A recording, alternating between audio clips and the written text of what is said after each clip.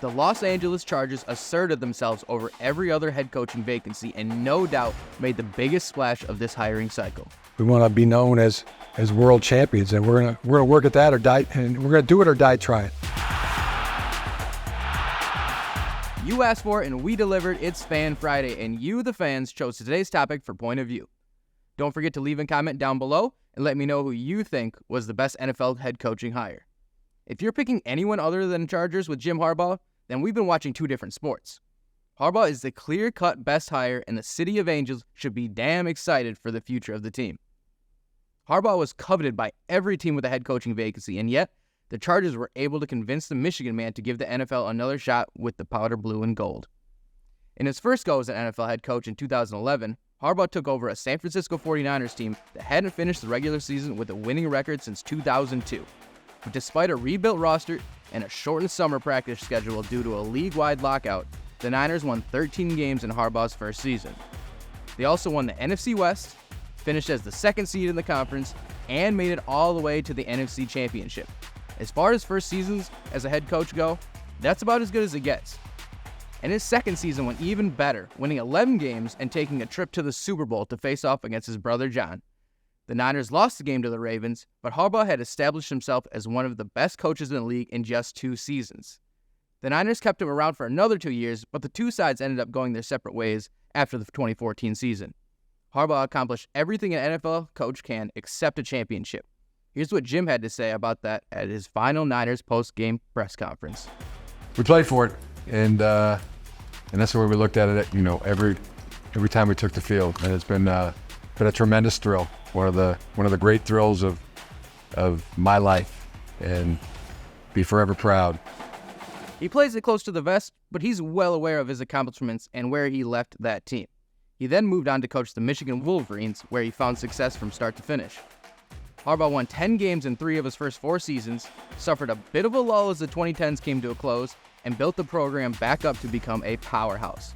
Of course, the Wolverines just won their first national title since 1997 a few weeks ago.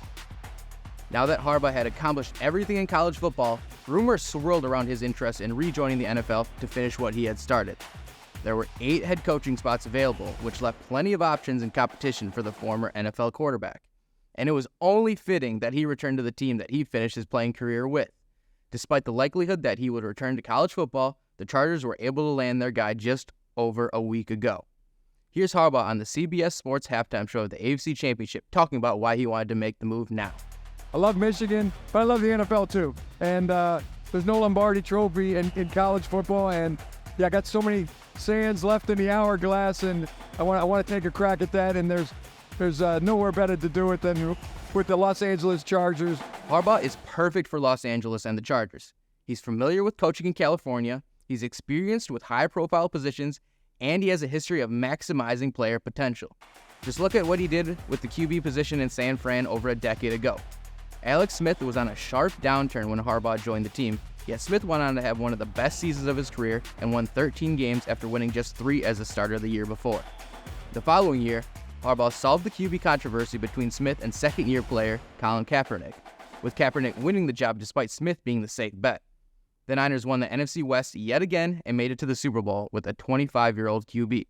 It's clear that Harbaugh has an eye for talent and knows what to do with it when he gets the chance. And that bodes well for current Chargers QB Justin Herbert, who is considered one of the best talents in the league but still has a lot of untapped potential. Expect Harbaugh to get Herbert back into his 2021 form where he threw for 38 touchdowns and took a trip to the Pro Bowl, if not even better. Harbaugh is also just a flat-out winner. He's won 70% of his NFL games as a head coach, and that's because he can coach both sides of the ball at an elite level. We hear so much about hiring offensive or defensive-minded coaches now, but Harbaugh is a true dual threat and will be given elite talent like Khalil Mack, Joey Bosa, and Tuli Tuipulotu. I got that wrong, but close enough. For all these reasons, the Chargers made the best head coaching hire during the cycle, and that title would have likely gone to anyone who hired the Michigan man. One team Harbaugh will have to deal with is his division rival Las Vegas Raiders with new head coach Antonio Pierce.